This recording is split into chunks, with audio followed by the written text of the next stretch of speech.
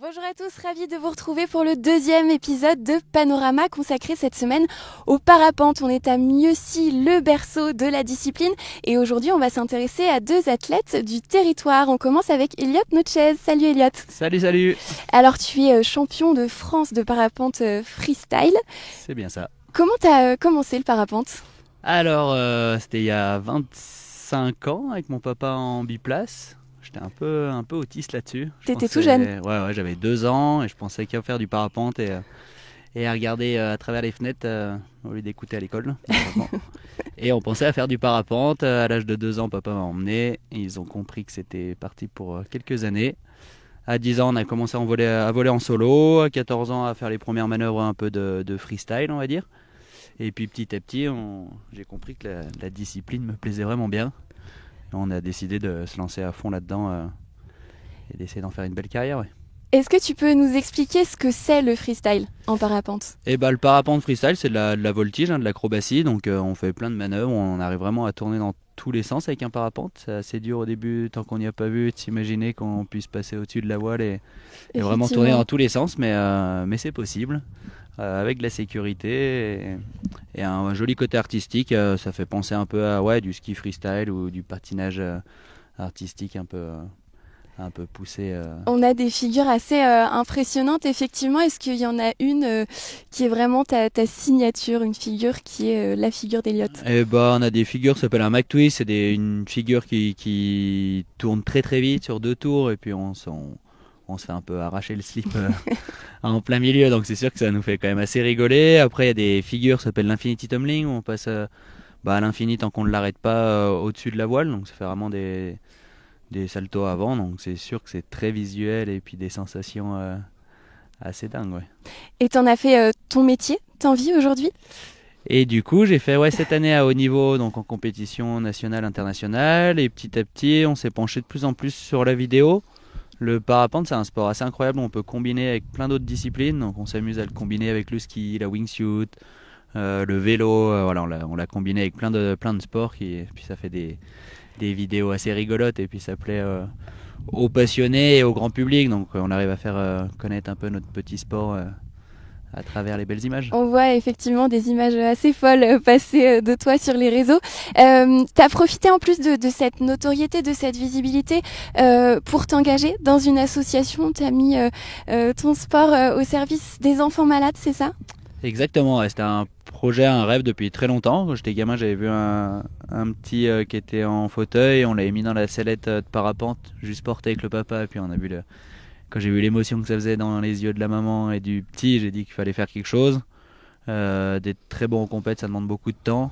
Donc je voulais avoir quelques résultats avant et réussir quelques projets personnels, on va dire. Et puis maintenant que j'avais fait un peu près le tour, je me suis dit c'est maintenant. J'ai regardé un peu sur internet, je suis tombé sur Nos Petites Étoiles, une belle association qui regroupe plein d'assauts. Donc c'est du coup plus facile à organiser des journées où on essaye de faire plaisir et d'émerveiller le plus possible de gamins et les familles. Ça donne un grand rassemblement qui malheureusement a été annulé cette année. Et ouais, ça aurait été la 3e édition. Ça fait 2 ans que je me suis lancé dans ce projet où j'arrive à rameuter un peu toute ma vie, toute ma carrière de 10 ans en une seule journée. On a 60 pilotes bénévoles qui viennent. On est vraiment une belle équipe de bénévoles. Et on passe tous une journée, que ce soit pour les enfants, comme c'est la meilleure thérapie qui existe, d'offrir et de pouvoir partager. C'est juste incroyable, quoi. On repart tous beaucoup plus fort. J'étais venue vous voir effectivement sur une des premières éditions et les enfants ont vraiment des étoiles plein les yeux, c'est le cas de La dire. première, ça n'avait pas volé, et pourtant on a déjà tous passé une journée de folie. On s'est dit qu'il fallait vraiment se lancer à fond dans ce projet. L'année dernière, ça a marché, on fait 60 vols, plein de petites activités. Tout le monde a pu vraiment s'amuser et puis oublier un peu le quotidien vraiment difficile pour certains. Et cette année aurait dû être une grande année, mais bon, avec la crise et pour des raisons de sécurité, je pense que c'est bien des fois de faire profil un peu bas et puis d'attendre l'année prochaine. Rendez-vous l'année prochaine alors. Rendez-vous l'année prochaine. D'ici là, quels sont tes projets? Et entre temps, on a fait voler. Il y a une des gamines qui rentre, qui se fait hospitaliser là dans 2 semaines, qui part pour 3 mois enfermée où elle peut voir personne. Et donc on a eu la chance de pouvoir la faire voler et passer une super belle journée avec elle. Donc quelques belles journées au sein de l'association. Et puis toujours quelques idées de vidéos assez rigolotes, histoire de repousser les limites et puis de faire voir ce qui est possible de faire avec nos bouts de tissu. Le confinement, ça t'a donné plus envie encore de sortir ou comment ça s'est passé? Il y a encore 3 ans, je pense que ça aurait été compliqué. Là, on a pris un peu d'âge, donc ça va un peu mieux. On a fait des vidéos, on a réfléchi aux projets futurs, et puis voilà, faut pas se laisser abattre par tout ça, et puis essayer de continuer d'avancer, quoi. Et ben on te souhaite encore plein de beaux vols en tout cas. Merci Elliot d'avoir pris un peu de temps pour nous. Et merci à vous. À bonne journée. bientôt, bonne continuation. Je vais accueillir tout de suite un autre athlète sur le plateau. Il s'agit de Johan Thirias. Bonjour. Bonjour à vous. Merci de nous rejoindre. Merci à vous. Alors, toi, tu t'illustres dans une autre discipline, c'est plutôt la précision d'atterrissage. C'est moins acrobatique, quoique parfois ça l'est. Et donc, le but, c'est un jeu de fléchettes aérien. Le but, c'est de poser au centre de la cible. Et à la fin de la journée, on comptabilise un petit peu tous les centimètres qui nous ont éloignés. Et le but, c'est d'avoir le moins de points possible. Comment tu es arrivé à cette discipline ? Ça fait quand même pas mal d'années que je rentre chez moi en parapente, donc que je pose un petit peu dans mon jardin, dans des endroits exigus, et je trouve ça fascinant de pouvoir atterrir vraiment n'importe où. Et ça m'a amené naturellement, avec l'aide d'un ami qui m'a invité au premier championnat de France en 2017, donc de précision d'atterrissage, qui finit par un titre de champion. Donc ça m'a montré que j'avais quelque chose à faire dans cette discipline. Donc là, toujours, tu fais toujours des compétitions, ça se passe comment ? C'est chaque année le championnat de France ? Alors il y a les manches en France qui commencent à se développer, parce qu'il faut savoir que c'est une discipline qui est très jeune. Elle a une vingtaine d'années, ça a commencé surtout dans les pays asiatiques, donc au Japon.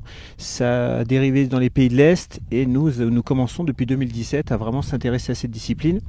Mais le circuit commence un petit peu à s'affirmer en France, mais c'est surtout le circuit européen et mondial qui est intéressant. L'année dernière, je suis allé au Kazakhstan où j'ai fait de beaux résultats, et ça me permet aussi de connaître d'autres pays à l'aide de ces compétitions. Effectivement, c'est un bon moyen de voyager. Je t'ai pas posé la question, j'ai posé la question à Elliot. Comment tu as commencé le parapente ? À quel âge ? C'est mon papa, Dédé Thirias, qui a 3 fils, qui a mis tout le monde au parapente depuis le jeune âge, et qui a ouvert notre école de parapente. On est 2 fils à l'avoir repris, dont moi le dernier. Et c'est vraiment une histoire de famille, quasiment tout le monde vole dans la famille. Donc on a commencé, l'année prochaine, je fêterai mes 30 ans de parapente. Joyeux anniversaire un peu en avance.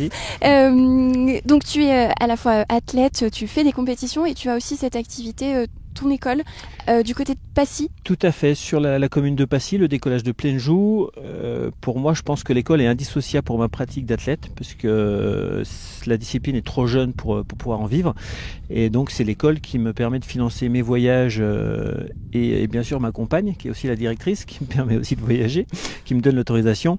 Mais ça pourrait pas aller l'un sans l'autre. Okay. Tout à fait, l'école est importante pour cette discipline. Ça fait quoi d'être ici, à Mieuxy, où le parapente est né ? On en discutait tout à l'heure, justement, ça fait au moins une quinzaine d'années que je ne suis pas revenu. On venait régulièrement avant, mais comme maintenant les parapentes sont tellement devenus performants, on peut décoller dans des décollages beaucoup plus bas et un petit peu moins loin de nous, de Passy. Donc c'est vrai que je trouve que le Mieuxy a été un petit peu délaissé ces dernières années, et heureusement qu'ils sont très actifs sur les anniversaires, parce que ça reste quand même le berceau du parapente. On en discutait tout à l'heure avec le premier interview, et pour voir là où il a décollé, fallait vraiment oser. Donc il y a un grand respect à tous ceux qui ont commencé le parapente ici, avec des vols de parachute. C'était un peu des fous à l'époque, effectivement. On a vu des vidéos, j'ai trouvé ça incroyable. On est allé voir tout à l'heure justement le premier décollage du premier vol, et on n'aurait pas cru que c'était vraiment ici dans cette pente aussi raide. On était venu vous voir aussi cet été du côté de Passy, c'est aussi un beau site de décollage. Il est en train de devenir, je pense, une référence. Il a été aménagé en moquette, on est face au Mont Blanc toute la journée, et on est protégé justement de quasiment tous les vents qui peuvent nous embêter. On est le site de repli de la Haute-Savoie. Donc on commence vraiment à avoir pas mal d'écoles qui viennent profiter de ce site, et de toute façon le panorama est assez incroyable avec tout le massif du Mont Blanc juste en face du décollage. Comment s'est passé l'été chez vous ? L'été, c'est plus que bien passé. Alors je ne vais pas dire que je vais re-signer pour le Covid pour l'année prochaine, mais je pense qu'il y a eu un impact énorme. On n'a jamais autant de monde en montagne suite au Covid. Les campings étaient surchargés, les randonneurs, on a eu un monde fou, les bivouacs pareil. Donc je pense qu'il y a eu un gros impact et ça a sensibilisé les gens qui ne venaient plus en montagne, qui allaient voyager à l'étranger. Je pense qu'ils vont revenir à la montagne, qu'ils ont réapprécié en fait la montagne française. C'est le côté positif. Par contre, est-ce qu'en termes de sécurité ou l'affluence au décollage ou dans les airs, ça a posé souci ou pas? Non. Là, c'est juste des histoires de planning, de réglementation. Hein. Il y a la bienséance entre pilotes. Il n'y a eu aucun souci lié à ça, mis à part le port du masque obligatoire quand on est en biplace, etc. Tout a bien été respecté et de mémoire, il n'y a eu aucun impact sur le monde du parapente. Quels sont tes projets pour la fin d'année, l'hiver? Alors nous on recommence les compétitions de précision d'atterrissage là qui vont commencer ce week-end. Comme je suis un féru de compétition, j'espère faire tout le circuit. Et l'hiver en fait nos projets principaux c'est de se mettre en pause après cet été assez incroyable. Donc on prévoit un petit voyage en Espagne pour aller voler en Espagne. C'est toujours lié au parapente, hein. Ça reste au parapente. Mais on aura des projets, c'est surtout lié à la compétition. Parce qu'on a un manque de compétition cette année, suite au contexte. Donc là, c'est les championnats de France. C'est la Coupe de France. La tout Coupe à fait. de France. Ouais. Est-ce qu'au niveau mondial, ça existe aussi, tu penses Alors cette année, non, parce que là c'est un petit peu trop tard. Tout a été décalé l'année prochaine. J'espère faire partie du groupe France pour aller en Roumanie pour les championnats d'Europe l'année prochaine. Et il y aura durant la même année les championnats du monde en Indonésie. Donc pays que je ne connais pas et pareil, j'espère faire partie de l'équipe. Eh ben, on te le souhaite. Merci beaucoup, en tout cas, d'avoir pris du temps pour nous. Merci à vous. À bientôt. Et merci à vous. On se retrouve très vite pour un autre épisode de Panorama, toujours consacré au parapente. On va s'intéresser à la formation et à la sécurité. À très vite.